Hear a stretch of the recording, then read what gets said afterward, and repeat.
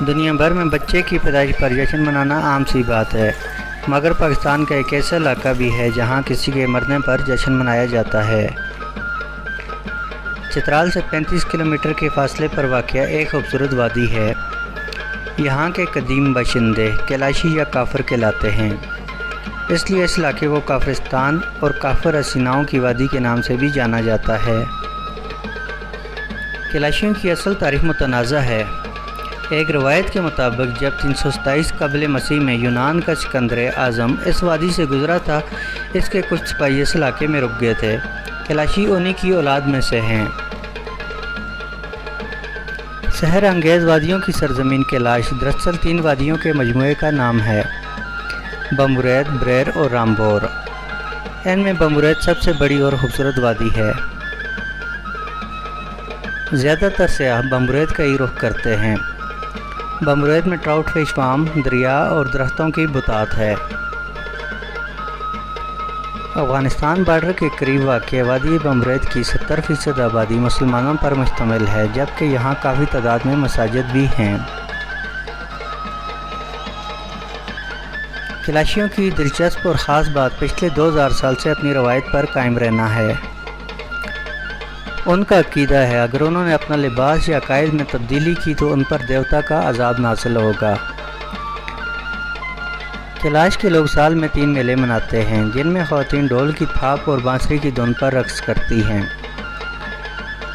کیلاشی عقائد میں رقص کو مذہبی رسومات میں شامل کیا جاتا ہے، لہٰذا تینوں وادیوں میں باقاعدہ رقص گاہیں موجود ہیں جہاں پابندی کے ساتھ رقص کے اجتماعات ہوتے ہیں۔ موسم بہار کے آغاز کے ساتھ ہی چلم جوشی کے تہوار کا آغاز ہو جاتا ہے۔ اس تہوار میں جب ایک دوسرے کے گھر ملنے جاتے ہیں تو تحفے میں دودھ، پنیر اور پھول وغیرہ پیش کیے جاتے ہیں۔ جولائی کے وسط میں منایا جانے والا اچر میلہ گندم کی کٹائی کی خوشی میں منایا جاتا ہے۔ اس میلے میں بھی رقص کی محفلیں سجتی ہیں اور ایک دوسرے کی ضیافتیں ہوتی ہیں۔ نئے سال کی آمد کی خوشی کا اظہار چاؤ ماؤس میلہ منا کر کیا جاتا ہے۔ 1 ہفتے تک جاری رہنے والا یہ میلہ کیلاشیوں کا سب سے بڑا میلہ ہوتا ہے۔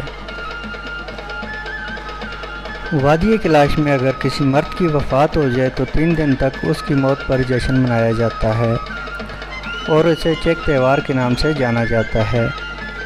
کیلاش میں مرد کے مرنے پر 3 روزہ جبکہ خاتون کے مرنے پر 1 روزہ جشن منانے کا رواج ہے۔